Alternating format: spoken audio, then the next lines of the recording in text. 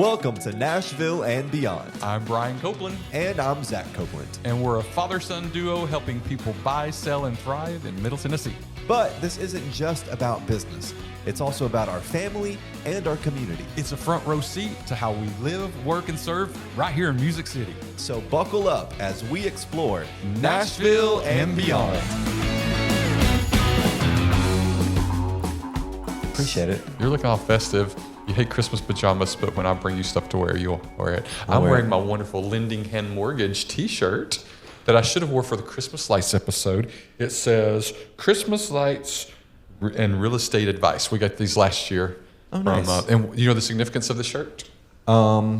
No. This is what I wore when we moved you to your new house. Oh, that's right. This is a shirt because we're celebrating. Now we're past the year mark on your new house, and we moved you into your new house, and this is the shirt I wore for that. Yeah. Is it past the year mark already? Yes. Oh. Yeah, we moved you right before Christmas, and I got this shirt right before Christmas last year. That's right. And That's so right. we Happy moved anniversary to me. I know, we moved you after Christmas and all that. So Awesome. that was a great gift. It was a wonderful gift. Yep. Well, we've all been there. Mm-hmm. You unwrap a gift, and suddenly you are starring in your own episode of What Do I Do With This? Yeah, and you're a really good actor with this. Am often. I? Yeah. You think I am? Yeah. You've got to.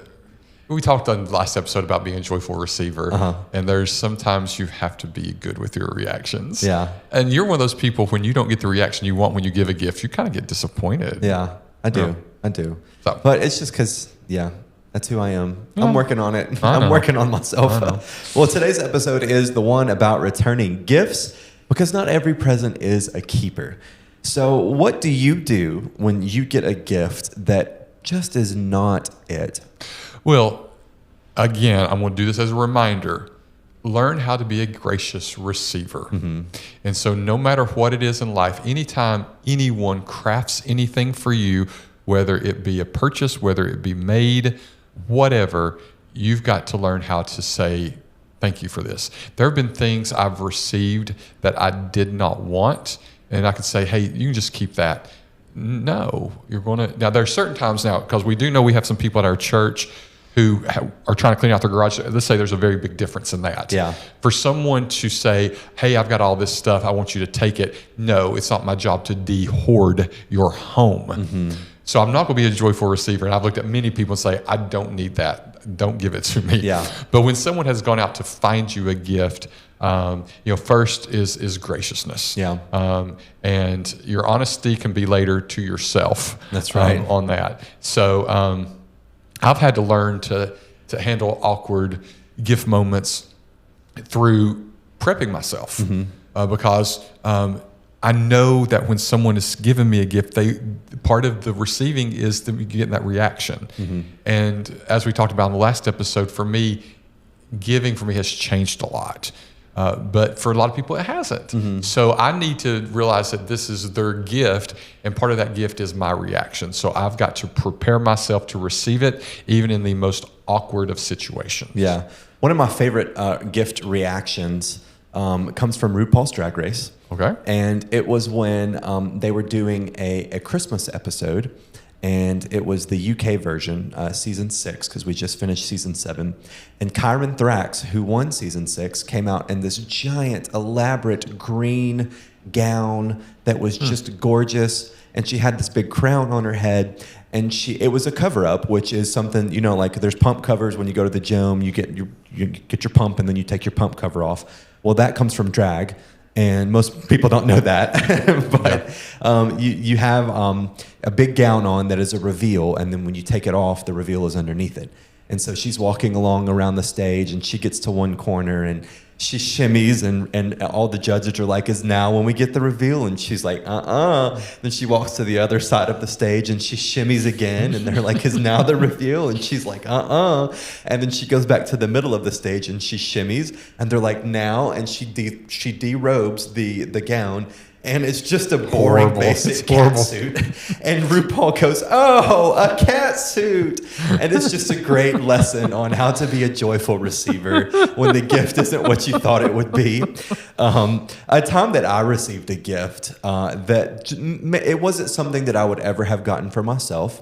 There is, I want to be careful telling this story because yes, it's someone that I interact with regularly, and they gave me a gift. Don't say what it was. It was boxed, and they presented it to me early before Christmas. I would call this person a colleague, and it was not something that I would have ever bought for myself in my entire life. No. It's one of the things that I expressly tell people when they're buying gifts from me: don't buy me this type of thing. And you've alluded to that already. And I opened it, and y'all, it was just tragic. Yeah. It was a gift, and I really appreciated the thoughtfulness behind it because I know this person values our relationship, and I value our relationship as well. But it was just something that I would never ever use. Never use. And so now, what do you do now that you have it? And that's part of navigating this piece. Is what do you do when you have a gift you don't want? So I watch, like, this is why when I gave you that sweater, I literally gave you the sweater that we were going to do the matching pajama thing on, and I said, if you do not like this, it will not hurt my feelings. I will happily take the money and take it back. And you know that about me. I mean it. Yeah. So there's a difference in saying, hey, take it back, because if you're giving someone clothes, they're going to be watching you to wear it. Mimi called the other day, and she was like, what size shirt does Zach wear? And I said, no. Yes, I put my foot down. I said, do not buy him clothes. Thank you. He will not wear them. He is very picky about what he puts on, the fabric. He's very picky about the patterns. He's picky about all those, the fit. Oh my gosh, there's one t-shirt. If it was just a large t-shirt, no, or medium t-shirt. If it doesn't fit this way, he doesn't want the t-shirt. He'll never wear it again. So there's this awkwardness of when you do get clothes, people will be watching, are you wearing them or not? My mom would always want to see my nieces in these, they call them dolly dresses, that Dolly Parton would sell at Dollywood. Okay. And they were these real frilly dresses. Yeah. And my sister-in-law hated them. And she would have to put them on. And now mom knows all this, but she'd have to put them on them so she could see them wearing them to church and everything. And I see the pictures of them now, and they look like ridiculous porcelain dolls. Yeah. But if you do get that present, you've got to learn how to navigate not to hurt feelings. Yeah. I usually give things away in Buy Nothing Nashville. But most of the people who give me gifts now are in that group. So I got to be careful. You need an alias Facebook account about what I do with it. Yeah. So yeah. The other thing too is, and I don't condone lying, but if it's an article of clothing, just tell them you wore it to something and you enjoyed it, and that's it. Or better yet, deliberately wear it in front of them. Yeah. It doesn't hurt. Or try it on and take a picture of you wearing it and send it to them as proof that you wore it. But we're kind of getting into the weeds on that. Yeah. And when you give kids a bad gift versus when you give adults a bad gift, the differences are pretty funny. I remember growing up when we would get things like socks for Christmas from people that were extended members of the family it was like the equivalent of a Visa gift card to you. It's like, there's no thought in this. I don't even wear long brown socks. We go to church 3 times a week, and I already have all the clothes that I need. Why would you get me 12 pairs of knee-high black socks? I don't need them. And so kids reacting to those gifts is pretty funny versus adults reacting to them. So, and I've trained my kids extremely well, because I told you this story the other day, because you'd sent over a text. Micah loves anything Lego. It doesn't matter. You could give him a Princess Fairy house Lego set. He will love it, because he's just going to build it no matter what. But you bought him this Lego set we were in the store, and you bought it, like, oh, Micah loves this. He will absolutely just flip over this on some Netflix show. And you gave it to him, and he was like, yay, thank you. And so excited, built it, showed it to you. And then I was talking to him a few weeks ago, and he's like, I don't even know what that show is. And I was like, but he did so good of receiving it. Yeah. And so I never wanted to tell you. And then you reached out and said, hey, the one that I got him, what was that show again? I was like, oh, I hate to tell you this, but he doesn't care about it, doesn't know about it. Focus on Avengers or something like that instead. So there's something about, I remember one year, there's nothing better though then a kid getting a gift that they hate, and it's very bratty, and they start crying over it, and they get blue jeans from grandma, and they start crying. And back in the day, they'd come and bust your butt. I remember seeing cousins getting their butts busted over crying over blue jeans. And we had a situation of, when we had, not my kids, but an extended family kid came over and didn't like their gift and threw a fit and ran out the door. It's just funny. Yeah. At the time, it's kind of like you bratty thing, but thinking back on it, it's just absolutely hilarious. Yeah. So now, we've always talked about we've opened the presents. Let's talk a little bit about returning it. Yeah.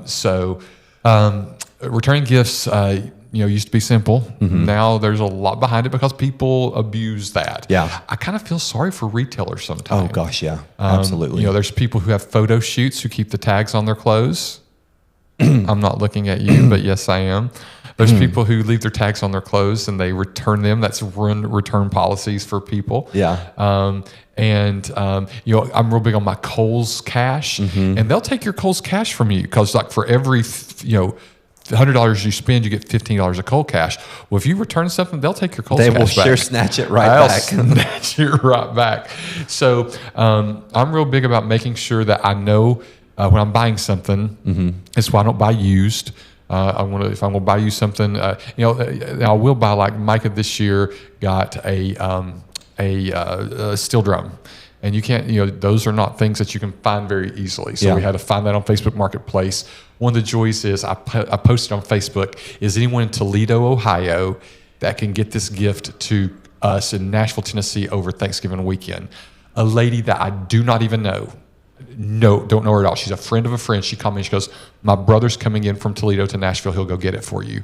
Still this day, I've not met those people. Yeah. I went to their house in Green Hills. They were inside having their Thanksgiving dinner around their table on the Friday after. I saw them in there. I waved. I picked up the steel drum and brought it home. And I said, can I give you gas money? They wouldn't take it. And so that's just the joy of that kind of gift. But I will do a used gift in that kind of case. Okay. But I'm really big about making sure I know the return policies, gift receipts, making sure I'm giving a gift receipt. But I'm so confident in my gift giving that, again, if I don't know what you want, then you're probably not getting a gift from me. Yeah. Because you're probably not close enough to me to get a gift from me. Yeah. So. Yeah. Well, I think a lot of people use Amazon to buy gifts, and the Amazon return process, it seems like it's easy, but depending on where you are, it can actually be kind of complicated. Because there's typically, especially if you live in like a rural area and you get something from Amazon, there are only so many ways that they will accept a pickup on that. And most of them involve going to a UPS store or some other, what are the other options? The UPS is one of them. Yeah, that's the only one I use. You have some that you have to box up yourself, but the joy with UPS is you just show up. It can be, you don't need a box or anything. Yeah. Yeah, you could buy a statue of a giraffe from Amazon and then just take it to the UPS store, and they'll figure out how to get it to them. Well, and there's different processes at each UPS store. The one in Goodlettsville, you have to go in and stand in the line, and they beep it in for you. But the one on West End Avenue and the one in East Nashville on Main Street, they have a kiosks there and all these bags, and they have it color-coded, and you put in the color-coded bag, and you're in and out with your return in no time. Yeah. So while it's a little bit further for me to go to the East Nashville one or the West End one, I prefer to go there, but usually I'll go to the Goodlettsville because it's more convenient. And for kids or for parents who are buying things this year for your kids, like video games or computer software or computer games or stuff like that, something to keep in mind that's important is that if your kid doesn't like the game, oftentimes it's very difficult to get a refund on a digital purchase like that, because in order for them to figure out whether or not they like it, they have to play it for a little bit. But a lot of these companies require that you have less than an hour of playtime on that specific piece of software, or they won't accept a return on it. I don't know anything about that. Wow. For kids that are getting video games for Christmas, parents, just be aware, make sure they like it and it's something they're interested in. Otherwise, you can't really return it. And that's the same for like the Nintendo Switch, I think, does that. The Steam Deck, the PlayStation VR, whatever it's called. I've not really had to return a lot of presents over the years, so I'm thankful for that. But it's definitely something that people have to do. And I remember the day where you had to stand in line, in the returns line at Kmart and Walmart and Dillard's, all these places would be out the door. 40, 50 people long. And you would wait an hour to return something. It's actually easier to return now. Yeah. Thanks to online stuff. The shipping piece gets hard. That's why I'm real big about, I love to shop local, but return policies can be hard sometimes. Yeah. And if I know if it's a slam dunk gift that's going to be given, like, there's some camera equipment, it's like that's not getting returned. Yeah. So we can buy some things locally here. Drum stuff for Mike, I buy local. I go to Drums Forks. To drum Forks. supply, which is on Dickerson Pike, Yeah. and then Forks Drum Closet, which is down in Chestnut Hill. Yeah. So I will do local there, but I don't mind store credit. I don't always need to be returned back to the form of payment that I have. Yeah. But it's so important that you keep that receipt, because if it goes on sale and you paid $32 for it, and the person returns it and they're going to get a store credit, they may only get $12 for it at that point. Yeah. So make sure you have that gift receipt. Make sure if they have a perks program. We were at Zara the other day, and you're like, I don't want to give my information. Zara has one of the best return processes, given that you're in their system. I had to return something, and because I was in their system, I didn't need the card. I needed nothing. It just happened so easily. So that guy was rude too, by the way. When I was like, I'm not interested, he's like, okay, whatever. Yeah. It was so rude. Yeah. Well, and so I just think that, that's what I love about Target and those kind of places. They've got this database and they can see, and they've unfortunately, stores have had to do that because there's so much fraud out there in that zone. Yeah, and one other thing that I want to remind our listeners of is, especially for those who are buying from Amazon, and we love Amazon, Amazon's return policy only applies to products sold by Amazon. And you think, oh, well, everything on Amazon is sold by Amazon. Not true. If you go and look at your product and you're scrolling just under the pictures of the product, it will say sold by. And if that name is not Amazon Inc., then you don't get Amazon's store policy and return policy. You get the return policy of that specific seller. And they're not all the same. Yeah, some of them are all sales are final. So just keep that in mind too if you're buying stuff from Amazon. You had talked about tech making returns easier, and it absolutely does. Obviously now we have things like there's restocking fees. You've got digital receipts now that you can use to make things easier. You can always pull stuff up on your phone.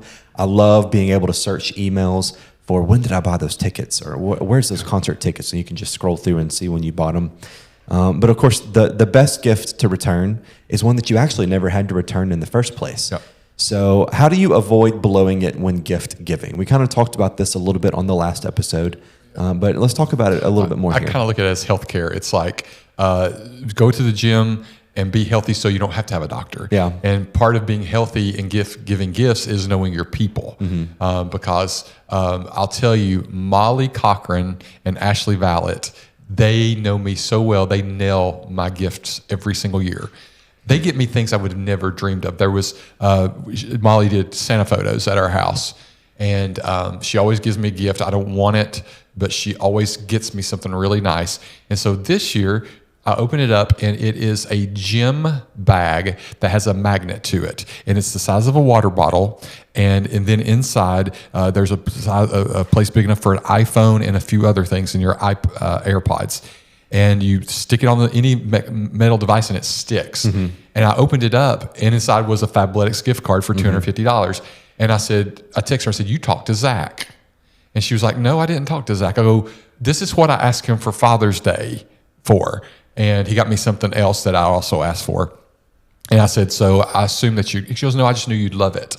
It was exactly what I'd wanted. Ashley got me, these big, humongous toolboxes that you see rolling around in mechanic shops. There's a little tiny version of it that's made by that company, and she got me one for all my SD cards for my camera, my batteries, and it's teeny tiny and just sits right there on my desk at home. It has everything in it. I needed AA batteries the other day. It was there. Never in a million years would I have asked for that bag from Molly. I wouldn't have asked for that case from Ashley. I wouldn't have asked for the Cotopaxi camera bag that Molly got me a few years ago. That is good gift giving because they know me so well, and things I would never ask for, but they're like, he will like that. So I believe that gift giving is first, you got to know what people want. So that is the first step of not blowing a gift, is you've got to have infrastructure in place to communicate with people on that. And sometimes that happens through friendship and sometimes through technology. Yeah. So we use Amazon wish lists in our family. We love them. It doesn't mean that the product has to come from Amazon, but since Amazon already has everything out there, it's easy to at least build a wish list with everything on it. You depressed me this week. Did I? Wow. I went to the Amazon wish list and guess what's gone? On mine? Yes, you took it off. What? The air compressor horn is gone. Oh, I did. Yeah, I took it off. He has been wanting I did. this. He's got this Toyota Tacoma, and it's got this little toot-toot horn on it. And Zach suffers from some road rage issues. Just a little bit. And he wants an air compressor and this big horn. Yeah. And I have refused. I'm like, I'm not going to see you dead on the side of the road because on Gallatin Pike, you blew someone off the road. Mm-hmm. And so that thing has been on his gift list now for 5 years or so, and you took it off. Yeah, I did. I took it off. I realized nobody was going to get it for me, so there was no need for it to be up there. It'll just be something I have to get for myself and install. That was actually, I put that on there because when I was looking through doing upgrades and modifications to my truck, of which I've done several, one of the things people recommended was just getting an air compressor for if your tires ever go flat. Having an onboard air compressor that's powered by your engine, you just crank your engine on and pull out the cable and you can air up your own tires. And I had this fantasy that I would also be going off-roading all the time, and you need different tire pressure levels to go do that. And yeah, it was a complete fantasy because it's never going to happen. But I thought when I was getting that air compressor system that, it would be nice to also upgrade my horn too. So then I started looking, and there were like they're literally like cruise ship horns. So expensive. Like they're so loud, they're so expensive. Oh and the air compression system is not cheap either. No. And of course, after I started Googling that and researching that, then it starts to pop up in my social media feeds. So I see these videos of this guy who drives around small towns wearing a Michael Myers mask, and he's got that truck horn, and he pulls up at stoplights and then turns and looks at the person next to him. And when he makes eye contact with them, he pulls the thing on his truck horn, and they just jump out of their car seats, and it's hilarious. And now we know why you want one. Yeah. So let's talk about. Everybody has a gift list in our house. Yeah, we all have. Gift all 5 lists. of us have one. Greg finally relented and made one. It's all books. It's got 4 books on it. It's That's all it. books. But we all have our gift there, and Esther's is hilarious too. Talk about Esther's wish list for her birthday. It was so fun. You're gonna have to remind me. There was one thing on there. Okay, so Esther wanted to redo her bedroom. That's it. Yeah. And so Pop told her, "Hey, get a wish list going, and we'll know what to get you." So she gets the wish list going, and she sends it out to all of us. And she's cut like wallpaper, full-size mattresses, full-size. But not just one wallpaper. It's like 20 wallpapers that can't. Yeah. She's got light fixtures on there. She had like a spa tub that she wanted to put in her bedroom. Just all ridiculous things that no 11 or 12-year-old, I think she was at the time, had any reason to put on their Amazon. She's not 12 yet. 10 or 11, I mean. 10 or 11. Yeah. No reason for her to have that kind of stuff on her Amazon wish list. And then the rest of her Amazon wish list is like $2 stuff. Yeah. That will be 50 cents at the dollar store. Yeah. So either we have this crazy stuff that would never get her, like a full all-out DSLR mirrorless camera. Couch. Yeah, that we will never buy for her, or plushies and squeezies, or a little plastic Japanese straw topper for her cup, or slime. She loves slime so much. She loves it. And there's a lot of joy that comes from that, and there's a lot of joy in getting someone. I talked a little bit about how intentional gift giving brings connection. Yeah. And I think we talked about you giving me the lipstick. Mm-hmm. For those of you who don't know, there was an episode of RuPaul's Drag Race where they had to write on their lipstick the queen they thought should go home. Mm-hmm. And the one who was winning everything took white out and wrote her own name on her lipstick and shocked everyone. And sent herself home. And so Zach made me one that said Brian on it, like I'm sending myself home. And it was something I would never, ever buy for myself, or I didn't even know existed. But it was one of those moments of like, oh, wow. And then we went to DragCon, and I had a friend of mine make art of me and Zach. He's a caricature artist, and he's not a character. Sorry, he's not that. He's a comic book amazing artist. Mm-hmm. He doesn't throw things out in 5 minutes at a fair. He's making like Wonder Woman comic books. And so he did a comic rendering of me, Zach, and RuPaul, and I had it put on a fan. And that was something that, again, you would have never, ever asked for, but something so special to you. The picture from Las Maracas with the chicken soup, those are all intentional pieces, because I think part of our job throughout the year is to listen to people. I keep a Google spreadsheet of memories for people to say, okay, this is something they like. This is something that's important to them. And that's for clients. That's for anybody. One of the trainers at the gym, she loves Winnie the Pooh. And I had a Winnie the Pooh trainer shirt made. So I had her one made because I knew it was something that she would enjoy. And also, when you're thinking about, people in your life are going to give you gifts, drop them clear hints of what to give you. Don't be vague. Yeah, don't be vague. If like people know I love Winnie the Pooh. So Zach will come home, he'll go to Old Time Pottery, and he'll see these Winnie the Pooh sponges. They're $1, but it means something, because he's like, I got you this, and I can't wait. And he gets it down, he's like, look, I got you this, because he knows I love Winnie the Pooh. People know, again, I love Fabletics. So it'll be a collector's item one day. It will. Mark my words. Yeah, I scrubbed the shower with it this Winnie morning. the Pooh sponge, gently used. Totally. You mentioned the fans that we got at RuPaul's DragCon, and I just want to clarify for the non queer listeners out there, when we're talking about a fan, we don't mean like a tabletop fan that you turn on that's electric. We're talking about those big clack thwop fans that you so loud and so annoying. Fan. And I also that year got one that was all black that said shade on it. Yeah. And until it broke in the move, for a while at church, when Dad would say something shady from the pulpit, I would whip that fan out and flop it, and it would say shade, and he loved it. You wouldn't get a good look from him. The audience would laugh. He loved it. He loved it. So yeah, we want to talk about, make sure you ask people. It doesn't ruin the magic. Don't assume. It does not ruin the magic. In fact, it shows that you care, and this is something that I've noticed that you do with clients, with sellers especially. And it's something that you've mentioned here, but it's asking people, what are your pain points in this process? And that is part of an attitude or a lifestyle, a business entrepreneurial spirit of figuring out, what do people need? What are they scared of in this process? What are they worried about in this process? And you're able to do that so well with the clients that you serve. But also with the people in your life, you're able to have those conversations of, what do you need right now? What's going on in your life? What's wrong? What are you not happy with? What are you not content with? And that helps also to make you a great gift giver. So I think there's also the piece of looking at someone saying, I think this would be a really good thing for you. Would that help you? That way I'm not asking them the question. We talked about this a little bit a few weeks ago about the funeral situation, where it's like, I can drive your family to the funeral. Same kind of situation there is, hey, would y'all like to have a lasagna for the night you move in? That way they don't think, hey, what can I get for you? It's more of a, hey, this is what I can do. So it's always really nice.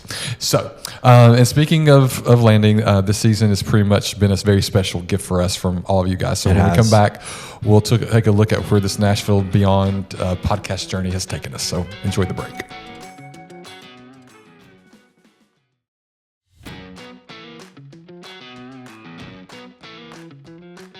So let's take a moment to look back at season 1. Yeah. It's almost over. This is our last podcast of the year. It is our last of the year, our last of the season of our show. It's been quite a journey. We've covered so much ground this season. From the script writing to the brainstorming sessions that we've had. I feel like I've grown a lot.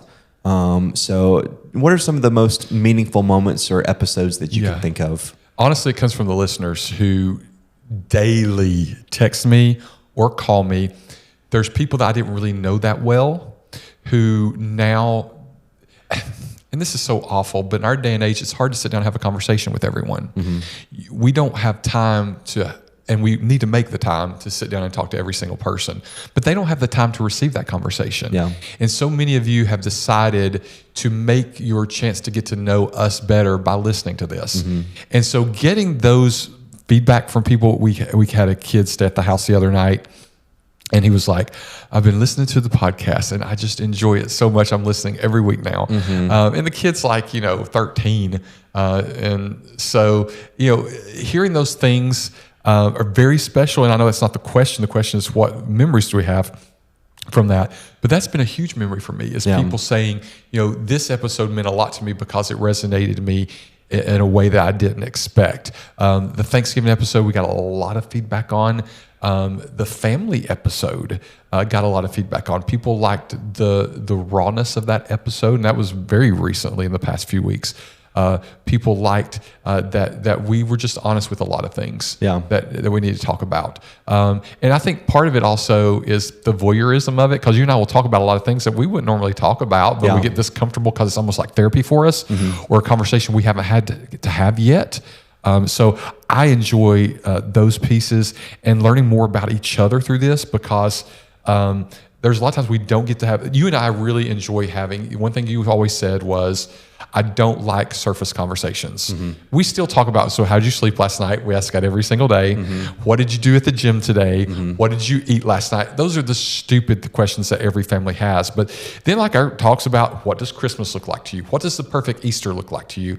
And we'll talk for an hour on that stuff. And so for me, this is a deliberate talk that we get to have, that we have to have, and we learn a lot about each other through it. And a lot of the comments I hear about from people is like, wow, y'all really do get along, or y'all really are like a father-son. It's like, yeah, he was adopted, but no, he's my best friend. So I appreciate that. That means a lot to me. One of the things that it's so crazy when I look back to the first conversation that you had with me about the podcast and us doing one. And it was a fight. We got to go back to the origin of me trying to teach you to always find the yes. Yeah. So one of the values that you've helped instill in me, and I about 95% of the time I exhibit this value. Sometimes I'm a little 5% still resistant to it, but it is to always find the yes. And when someone asks you, can you do something? Will you do something? Do you know how to do something? Can you help me do something?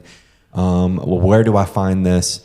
To find the yes, and to not look for what could keep you from doing something or prevent you from doing something, but look for opportunities that prove, yes, I can do this. Maybe not in the way I thought I could, but I can do it in this way, and that is a yes. And so I think when we first had our conversation about the podcast, you had kind of briefly mentioned it early in this year, and you said, I think I'd like for us to do a podcast at some point. And because it was this vague idea and concept, I was like, yeah, because I'm all about vague ideas and concepts, because then I get to dream, and that's one of my favorite things to do, is to envision things and dream things. And when was it? July or June? July, when you sat down and you said, okay, we're doing it, and we're starting next week. I was like, and we kind of got into a fight because I wanted to have all of the answers and all of the programming and exactly what it looked like. And you were like, progress, not perfection. We're not going for something that's perfect. We just have to start. Yeah. And it will become whatever it becomes, and we will like it and enjoy it. And I was so resistant to it. But this podcast the season of this podcast has really kind of taught me, it's made me more confident in speaking, honestly. While it's just you and I, and we talk all the time, the ability to frame your sentences and think about what you're saying before you say it, so that it comes out in the way you want it to sound, and moving away from fears of how will I be perceived into people like you and you're likable, so just be yourself. Yeah. It's helped me out a lot in that regard, in that aspect. And we the listeners, they're the core. They're the ones who, it's funny, our Metro Council person listens every week. And so we always get a text about, shout out Tanya. Hey Tanya. We always get these messages about input, and it just means so much. So I have so much gratitude. I know this is the gift giving and gift returning episode, but y'all give us that gift of listening, and we do not return that gift because we listen to every bit of feedback. We listen to changes you ask for. We do those things. So, I think I got to thank Lendingham Mortgage. Lendingham Mortgage has, they gave the vehicle, the initial vehicle, because this idea has been here forever. Then Kevin was like, hey, let's do it. And I had to really push you to say, it doesn't have to be perfect. We got to get it out there. It doesn't matter if we don't have the perfect lighting. It doesn't matter if we don't have the perfect everything. Let's just get a product out there. So, I just can't thank Kevin Kennerson. I can't thank our engineer and everybody behind the scenes here that have been doing this for us. It's just been amazing. Yeah. So we're going to talk about what's coming up next. Yeah. The future of Nashville and beyond. We had an exciting time here recently. Yeah, we did. We did have a very exciting time here recently. Why don't you tell them about the new photo shoot? That's right. Yeah. That's right. So as this is our last podcast of the year, I'm real big about making sure that everything is freshly updated and everything. So next week on Tuesday at 2 a.m., you're going to see a new look. We went through lots of styling, lots of father-son arguments about what things should look, and I had a very distinct look I wanted to go for, because I'm thinking about the thumbnail that you see there on your iTunes or your Spotify or Apple Podcasts or YouTube Podcasts. I'm thinking about what looks good. It's small. And that's color. So you're going to see some new colors introduced next week. A photo shoot with Jeremy Ryan was so much fun. We love you, Jeremy. How many outfits did you go through? Gosh, between the two of us, so what's funny is that you were using Mimi and Papaw's convertible that day to get from my house to the venue for the photo shoot. And there was barely enough room for us to sit in the car. Brought so many clothes. Because I had probably 8 pairs of shoes that I brought. And wore one. And I wore 3. And I had 6 pairs of pants, 7 pairs of pants, 20 shirts, several jackets, suits in all colors. And you had the same. You had as much as I did. Yeah. So I want to clarify that. It wasn't just me with the clothes. But the biggest was over the shirt that you wear in the photo shoot, because I had a very specific place, and you picked the jacket that you had, and you wanted to go with a more earth tone on your undershirt. And I'm like, no, orange, this is what you're doing. This is you can choose this shirt or this shirt, and you were like, oh. And so I ordered the shirt. You wore it for the photo shoot, and I'm like, I'll never see it again. You show up at the house the other day in that shirt, and I'm like, yes, he's wearing this shirt, because he looked at it and went, wow, I look really good in this shirt. So lots of changes coming, artwork-wise, topic-wise. We've already started the topics for next year. A lot have springboard from these conversations and some of the ideas that y'all feed us. So just lots of new fun things next year. We cannot wait to share them with you, and you will hear about them next week on next Tuesday. So, That's right. So this is going to be our very last round of Nashville Rathers for the year. It is. So let's see now. We're back on the topic again now of store returns and refunds. So would you rather get a store credit or a cash refund? Run me my money back. Do not give me a store credit. I didn't like it. Yeah. I'm probably not going to like anything else from the store now either, because I've got a bad taste in my mouth from this experience. Give me my money back. I want the store credit, because what will happen with the cash, it will go to you and your MLS dues. It will go to Micah in paying for Larry's instruction. It will go to Esther's yarn. It will not go to me. So give me store credit any day, because I will use it for myself. Right. If someone gives me cash, I go spend it immediately on me, because I know what happens. Yeah. So are you going to keep your gift that you don't like, or are you going to re-gift it? Oh, gosh. I'll keep it and just never use it. I won't re-gift it because I just think that's tacky. Oh, I'm tacky, honey. I will re-gift in a heartbeat, but it can't be from somebody really special. Yeah. There was a time in my life where I was very active in the National Association of Realtors, and every Christmas I got 50, 60 packages from people I didn't even know in some cases.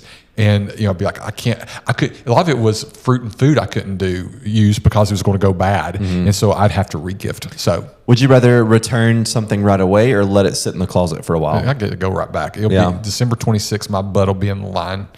You're going to let it sit in the closet, though. Yeah, I will. And I'll forget about it. And then it'll grow mold, and I'll just end up throwing it away.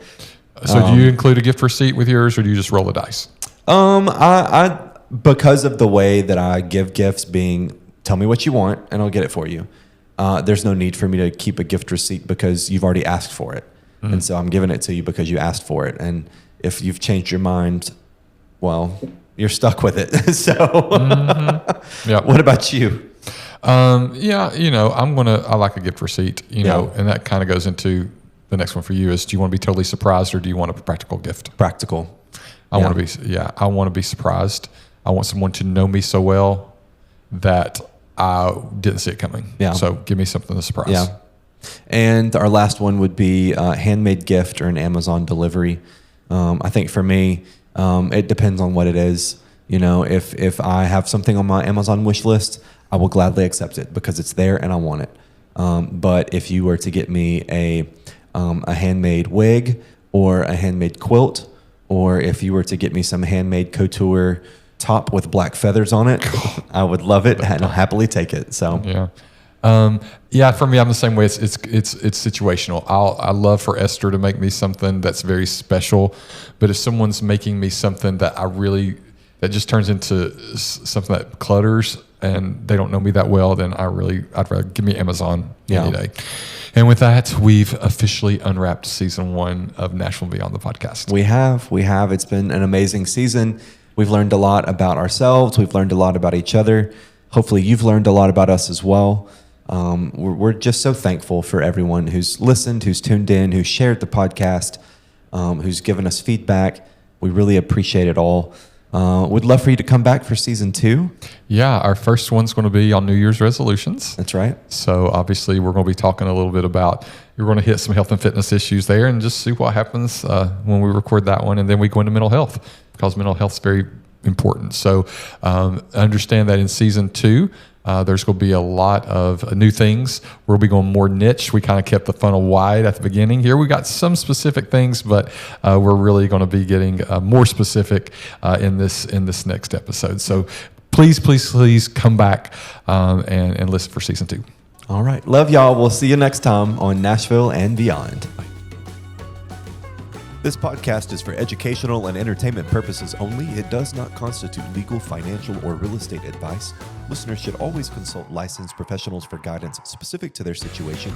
Brian and Zach Copeland are licensed real estate agents with Compass 615-522-5100. Kevin Kinnerson, MLS number 171733 with Lemingham Mortgage, is the executive producer.